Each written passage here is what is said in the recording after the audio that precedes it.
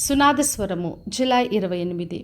ప్రయాసపడి భారం మోసుకొనిచున్న సమస్త జనులారా, నా యుద్ధకు రండి, నేను మీకు విశ్రాంతి కలగచేతును.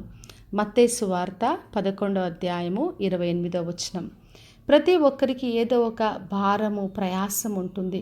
కుటుంబ బాధ్యతలు, పిల్లల పెంపకం, లేదంటే ఉద్యోగ బాధ్యతలు, మరి చదువులని, వ్యాపారము, అప్పుల బాధలు, లేదంటే సంఘము గురించి ఉన్న బాధ్యతలు, మందిర పని కట్టే విషయంలో, ఆత్మల రక్షణ విషయంలో ఉండే భారములు, మరి కొందరికి పాపము, వ్యసనాలు, భయములు, రోగములతో బాధలు, కన్నీరు, దుఃఖం, ఈ విధంగా ప్రతి ఒక్కరికి ఏదో ఒక ప్రయాసం, భారం ఉంటుంది.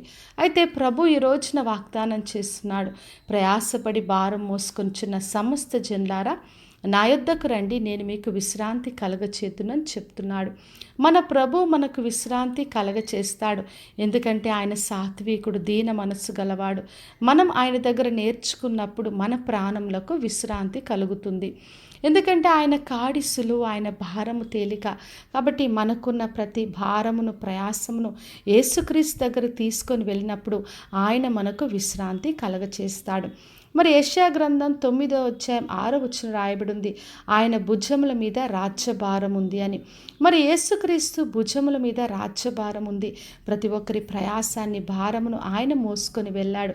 సిలువలో ప్రతి ఒక్కరి పాపమునంతా తీసుకొని వెళ్ళి మనకు రక్షణ, నిత్య జీవం ఇవ్వడానికి కొరకు ఆయన ఈ లోకంలోకి వచ్చాడు.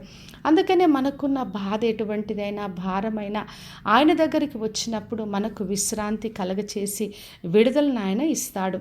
మరి హెబ్రీలకు రాసిన పత్రిక 12వ అధ్యాయం 2వ వచనం రాయబడి ఉంది, ప్రతి భారమును సులువుగా చిక్కులు పెట్టు, ప్రతి పాపమును విడిచి విశ్వాసమునకు కర్తయు దాన్ని కొనసాగించేవాడైన యేసు వైపు చూస్తూ పందెములు ఓపికతో పరిగెత్తమని. మన విశ్వాసాన్ని కర్త, కొనసాగించేవాడని యేసు వైపు చూడాలి. మనకున్న ప్రతి భారమును, పాపపు స్థితిని ఆయన చేతికి అప్పగించి విడిచిపెట్టి మనము ఆయన వైపు ముందు కొనసాగినప్పుడు మనం అన్నిట్లో విశ్రాంతి పొందుతూ మనకిచ్చిన పనిలో మనం ఓపికతో ముందుకు కొనసాగుతాం. కాబట్టి నా ప్రియ సహోదరి, సహోదర, ఈ రోజున ఎటువంటి భారములైనా, ప్రయాసమైనా యేసు యొద్దకు వద్దాం. ప్రతి భారం ఆయన చేతికి అప్పగించినప్పుడు ఆయన మనకు విశ్రాంతి ఇస్తాడు. కాబట్టి విశ్వాసంతో ఆయనను ఆశ్రయించి ఆయన యొద్ద విశ్రాంతిని పొందుకుందాం. ప్రార్థన చేసుకుందాం. పరలోకమందున్న మా తండ్రి, మా దేవ, ఈరోజు ఇచ్చిన వాగ్దానం కొరకై వందనాలు. ప్రతి ఒక్కరిని దీవించి ఆశీర్వదించండి ప్రభువా. ప్రతి ఒక్కరి భారములను, ప్రయాసాలను తొలగించి విశ్రాంతిని కలగచేయమని యేసు నామములో అడిగి వేడుకొంచున్నాను తండ్రి, ఆమెన్.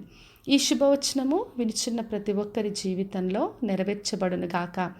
నేను మీ ప్రియ సహోదరి మంజులాచరణ్.